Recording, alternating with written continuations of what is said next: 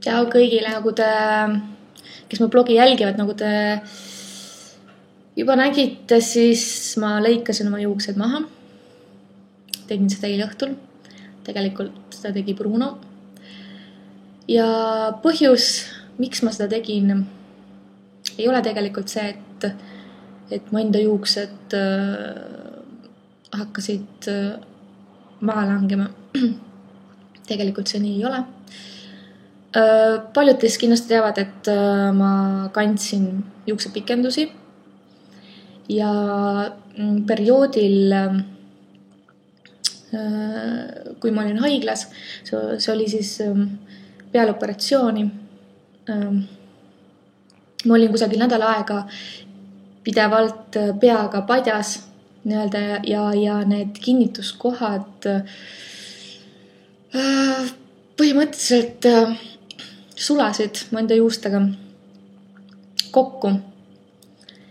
Ja mul oli lõpuks üks korralik rasta kuklas, nii et sealt poleks nii või naa mitte midagi enam normaalselt välja tulnud. Praegu mul on parukas peas. Tegu on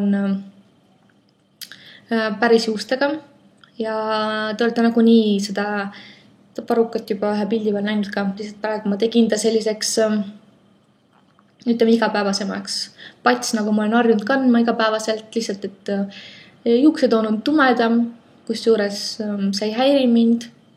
See on isegi päris kena värv. Ma tellin veel paar parukat erinevates toonides, et näha siis, milline toon mulle kõige rohkem sobib, et kui juba oled aastaid kandnud ühte ja sama värvitooni, siis ütleme, et praegu on just see ideaalne aeg katsetada, proovida ja näha, et mis sinu näokuju ja nahatooniga ja nii edasi kõige paremini sobida võiks. Siis ikka suur aitäh teile kõigile, kes te mind toetate. Te olete kõik, te annate mulle nii palju positiivset energiat, et ma ei oskagi teid kuidagi tänada. Kalli teile kõigile, suur kalli ja musi ja lugege, jälgige mind ikka. Hoian teid kõigega kursis nii palju, kui mul aega ja ütleme siis tahtmist on. Olge tublid, ma katsun ka olla ja järgmise videoni.